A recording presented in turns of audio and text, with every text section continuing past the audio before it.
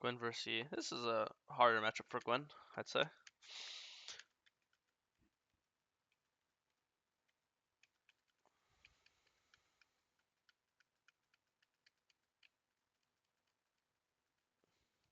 Okay. Clearing down. Makes sense. Top's pretty hard to gank.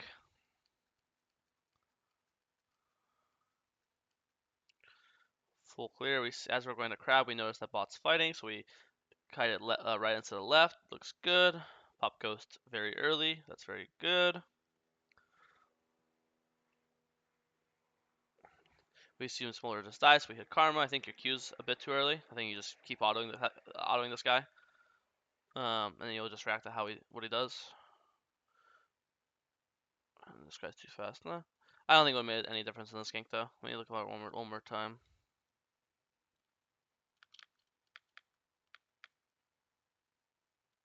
No. Karma, to his credit, I think Karma played that perfectly, so it happens. Still good, I mean, still goes for flashes completely worth. Full clear, base, wolves to Gromp. Everything looks very normal and good. We could the Queen E earlier. Nope, that looks good too. Get our free kill. This, play for crab. Get level 6. Bot's fighting against. We go bot for a freebie. This is good. I don't think you need to pop your pot though, because I think when you see this low, there's no way they live, right? Both half HP. You know both their flashes are down.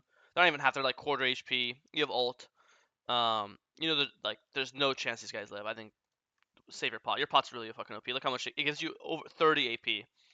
Which is comparison. Amptone is 20 and Amptone's for 25 gold. So this is giving you 650 gold worth of stats. That's like insane. So I think it's just a waste. This guy, he wasn't even close to living, right? But small point. Base, full clear down again. He does dragon, so you pull grubs. Makes complete sense. Go back to our full clear. Pre-Nashers, Gwen really doesn't want to force too many fights. So that's why we're just avoiding E and trading, which is really good. The only fights we've done are very obviously winning fights, because I mean, Ballin's like extremely low or extremely pushing.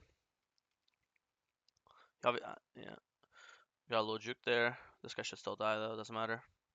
Karma flash there too. Stacking our Q here, so if he walks up, we can go. You missed your Q. This guy should still die though. No, he actually doesn't. Oh, he does. Oh, I'll take one for one. Obviously, if you didn't miss your Q, you would have killed him and not died. So besides me just saying be more, I think here, anytime you have red buff, you don't have to. Obviously, the preferred line is to start with Q, so you could get it up faster. But if you want to be insecure, it's completely fine. Just auto him once, and then Q, just apply red buff, and then your Q is going to be guaranteed. With him having no flash, no E, and he's slowed, there's no chance you'll miss this Q if he's slightly slowed more, right? So, if you did that, if you either landed Q or auto then Q, you would have lived. But it's still not like a terrible death or anything. Just obviously better to be 4-0 than 4-1, right? But that pathing and decision making wise, I think so far this game is perfect. Haven't skipped any camps. Pathing towards bot lane. Every time you skip a camp, it's because there's a very obvious fighting like this. So if you're not skipping, you're just trolling. This guy's no flash, so this guy should just die. Your spacing's a bit poor. So a lot of times, like, when you're playing a champion that excels at chasing people down like Gwen, you don't actually want to just auto attack them right away, right? You actually want to, like, normally it's the human reaction is the second I'm gonna able to auto, I want to auto. Obviously otherwise you're missing damage. But in reality, when you're in auto range right now, it's better to not auto, walk closer and then auto, just so you're not constantly like, because if you just do what you're doing, which is just auto attacking right when you can, you're forcing this weird like auto stand still, and you're able to then you're forced to use your E like to chase after them. But normally if you're, let's say you scenario, if you got one less auto in, but then you're closer to him, you'd get more autos in the future. So as here, he's one less auto. So instead of being this HP, let's say he's this HP. So he's one auto healthier. But instead of you being here, you'd be here right now. So you chose to skip an auto to get distance on him. Then instead of Eing behind him like you did here, you'd be Eing here in front of him. And now, being this distance in front of him, you're going to guarantee the 3 to 4 future autos that are unmissable. So you're sacrificing one auto here to get more autos in the long run. Does that make sense? Yeah. Yeah. So I think here this is just another word for spacing. I think if you walked in front of him and held G, this guy would 100% die. Maybe he still dies. No, he lives because of it. Actually, yeah. So yeah, just a spacing moment. I think decision to be here and skipping your camps is really good. Just should kill as well. No, before I even watch this, I guess Kennan's here, but the rule with Gwen really is no ult, no ghost. I just want to base, or I just don't want to fight. Yeah. So here I think you also have a lot of gold. So here you could base by Fetish Codex, by Dark Seal as well, because Codex should be 850 plus your glowing moat, which is 600. So yeah, you should have Fetish Codex plus a Dark Seal right now in your inventory. I didn't want to fight here, but like Kennen like ditched. He's a top laner. He's not even Yeah, the mid laner. He like ditched top lane to come, and I didn't want to fight, but he like had already abandoned top lane, so I wasn't sure what to do.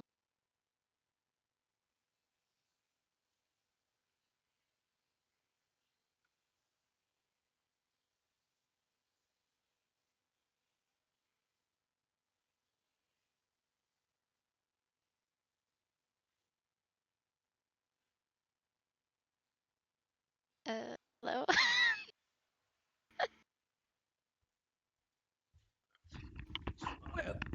sorry about We that. are encountering technical difficulties. Yeah, sorry about that. No, yeah, I know Kennan's here. He's a top laner, but also when you start fighting as Gwen, um, as well, like unless there's specifically abilities to dodge, you honestly just use your W instantly just for the armor and MR. So normally if it's like a four Alright. in 1v1s, if it's like a 4v4, then obviously you'd want to hold your W for their important spells that are like over here, imaginary guys. But in 1v1s you just instantly want to use it for the armor because it gives you like a lot of resistances. Uh, I know, but I mean, it makes sense. If Ken's here, he's a top laner, he's just sacking top tower for the fight, then it's important that we start it and fight as fast as possible so he can make a top lane faster as well, you know? Yeah. And obviously now the fight's fine because you have ult back up, you just played it poorly. Boom. And here, you honestly just kill him with one more auto. Like, before you press ult here, you're just going to kill him with one more auto. And if he Qs Yeah. your auto, then you're just going to ult to wherever he comes out to. Because it's easier to ult with his Q than it is to auto here, right? Because here you just the automation takes longer than the ult because the ult just kind of spawns damage into him, you know. So I Mhm. think just have to prioritize spells here, or other way around, where instead of queuing here, you could just ult here instead of queuing, and then same logic when he ult queues, that you're gonna you're gonna spawn your queue where he queues out. So then he's again spawning into the damage, so you don't have to auto. Your auto is always slower than your ult or your Q when it comes to damage. That's like normal for every champion. Like Wukong would always prefer to Q someone over autoing someone, right? Same with like Lilia. Lilia would always prefer to Q someone over autoing someone. Spells are usually faster and like more accurate. Not accurate, but you get the idea. But the fight was good. Just needed to not die. So far, both your Dessa's game were super preventable. You could be 6-0 right now. But we're 2 items. We're pretty strong. I think game's going well. It's 12-9, only down 3 kills. But you guys are up objectives. 3 grubs dragon. They were up a tower, but it's pretty even. I think I've liked every single blocking you've done this game besides this one. Is over force. I think all the times you've been going through lane because these guys are like over diving and playing super aggressive. Here they are playing aggressive, but nothing like crazy. Even though it's warded, just walk through the ward, right? Because when you get to this point, Yeah. if they're still here, then they're too far up. You'll catch them. And if they back up to here, then you'll just go back to your scuttle blue, right? You don't need you can be very Mhm. non-committal. If they overextend, you'll go. If they don't overextend, you won't go. But you always want to, especially as Gwen, it's very normal for Gwen to always want to be coming from like a flank or from a behind angle.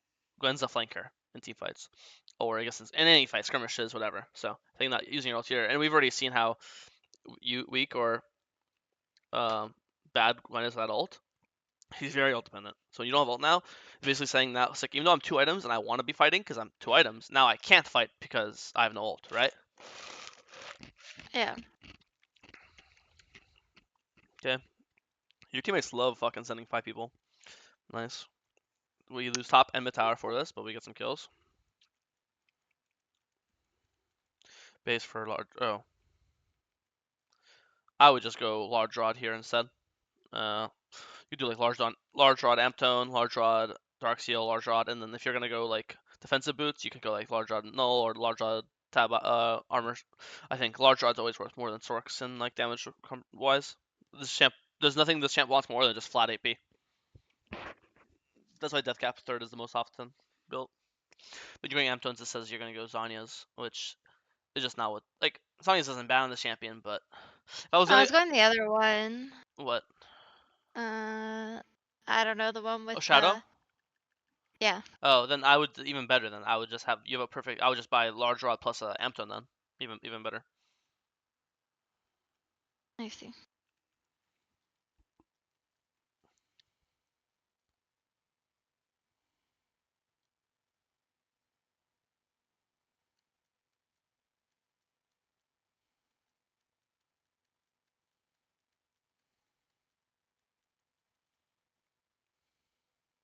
You ulted here? Yeah, I mean you're already under tower with W. I don't think you have to ult.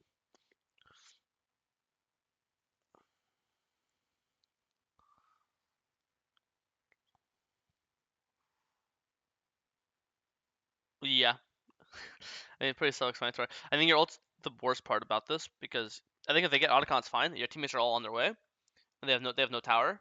So afterwards, if you guys can just you have gold ult and ghost to just chase after them once your teammates are nearby.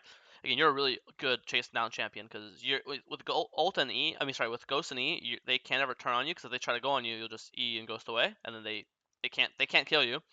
But then you could always chase after them and just ult slow, and be annoying. So your job here is to just live, not get chunked, not use your spells, and then once your teammates are closer, Asher's here, Cannon's here, Lulu's here, and they're all on their way. I know they're late for the Otacon, but you guys can chase them afterwards. Then you'll fight them. But obviously, when you just die, like that's no longer possible, and you just again wasted ult. Um, all you need is W. You need just one of them, either W or ult here. But here, I mean, you're literally full HP, under tower with. There's no way this guy's gonna dive you, right? If this guy dives you, we should fucking everyone in this call should just stop being a jungle main and one trick a Kali because that means the champ's too OP. Yeah, no, I think that's my assessment of a collie. Yeah. I mean, Kali does actually counter Gwen, but not to that extent. And you also just left base with 1200 gold. You could buy large rod. You could buy the revolver. You could buy Oops. Yeah, it's a lot of money. You could buy anything in the game. Let's watch this fight. This is a good fight from flank angle. Like this is how Gwen wants. If Gwen could start every fight some way, this is how they should want to start it. It's coming from behind enemies.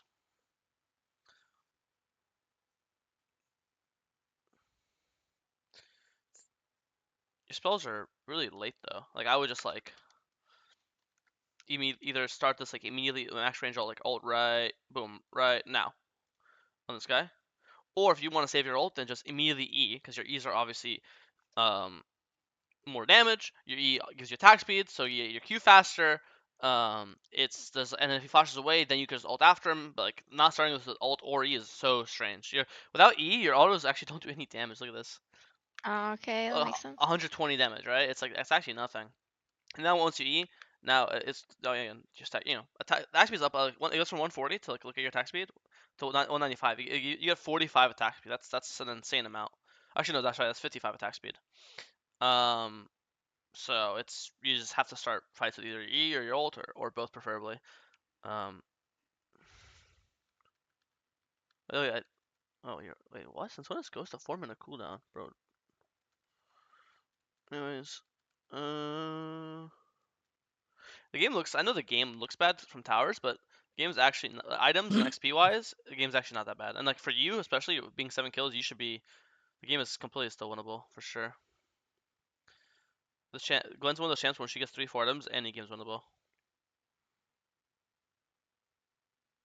Okay, W alt. This guy's you probably doesn't matter what though. Maybe you're underestimating your own damage, but you see how even then, like this guy almost died unironically. He went from full to 45, 50%. So I think the second you see this Mhm. guy, your R1 doesn't actually do any damage. It does some, but it's like fake. The R2 and R3 sort of. So I would just use R1 right now, and then you use R1 right now, and now you use R2 right now, and then while he's polymorph, you get R3. R3 kills R2 plus R3 would have killed this guy. from his HP, Okay. right? R2 would bring here, and then R3 would finish him off. And also, keep in mind, you'd also get an extra auto in, or two, because you'd heal from Conquer with your ult. So you'd be like 100 HP healthier maybe, or like 50 HP healthier. Because look how low this guy was. There's no way you don't think that your R2 and R3 kills this guy, right? Yeah. Plus R1. You think that you get all three of your Rs. So this guy probably has like a 1k shutdown. Two of your teammates would live. Even if you die, he'll die afterwards to your teammates, and then that's obviously just gold into your teammates' pockets plus assist gold. Especially not to be that type of guy, but if we didn't randomly leave base with 1,000 gold, imagine a large rod in this fight. You'd kill MasterYi faster. You'd kill Smolder faster. Um, then even with not ulting, just your auto and Q on this guy would have done more. Also, I think you Q'd early when you see he's polymorphed. Instead of going for the Q2, just auto one more time, or even auto twice, and get a Q4. And then Q4, he still, fuck your ults, he still would then die just to your Q4 damage instead of the Q2. Because he lived with, what, 200 HP or 400 HP, which is just the Q increase damage. So yeah, this guy can definitely die, but you guys dying, he gets he gets one tower, kills your entire team, and it's definitely snowballing. You're also building two items at the same time. So Because I was like, after that, I was like, nah, I need a stopwatch. yeah, that makes sense. I actually don't mind this. Just wish we had these items earlier.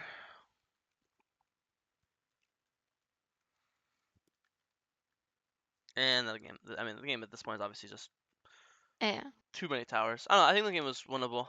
I think a lot of this was like one specific mechanics. To be honest with you, this game, like there's one time we could have got an extra kill here. I think your pathing decision making early in the game was really good. Just keep pathing down, full clear, stack the objectives.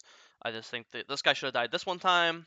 I think both of your deaths were also preventable. Pretty sure. Let me go back and see them. I think the first death was under tower, where if you microed better on the smolder, he would have died. Right. That was the first Yeah. death, and then second death was what was the second death? Let me go look. That dragon against C. Oh yeah, that one I also. think. Another mechanic. A lot of this one was really just mechanics. This one, if you just mechanic better, I think he would die, and then Malzahar can't catch you because you would just run to the right side, right? He can't. He's not Yeah. exactly a good chase down champion. So I think yeah, this second that's also preventable. And then instead of being 6-2 right now, you'd be 7-0 because you that one kill on Karma we missed as well, bot lane. And now if you're 7-0, you'd have fucking probably double R's rod in base.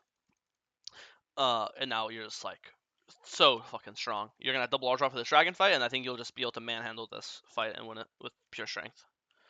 I don't know, a lot of his mechanics. I think this one you could say was decision making, like the way you fought, wasting your ult, and then walking back in with no ult, no ult, no W. This is like obviously just suicide. So yeah, I think all three of this were preventable, and a lot of these fights are just mechanics. I think your Q usage is pretty good. I don't think I ever complained about your W. Just a lot of small stuff. I think your top laner obviously completely fucking ran it down this game. But that trade off, like you camp top, you camp bot. Their bot lane had like hella deaths. Your top lane had hella deaths, and I consider that a very even situation. I think you just used his lead from the ganks better than you used your lead from the ganks, right? Yeah. Any questions? Anything I didn't go over this game, or anything you have questions about that I didn't talk? We want to look over?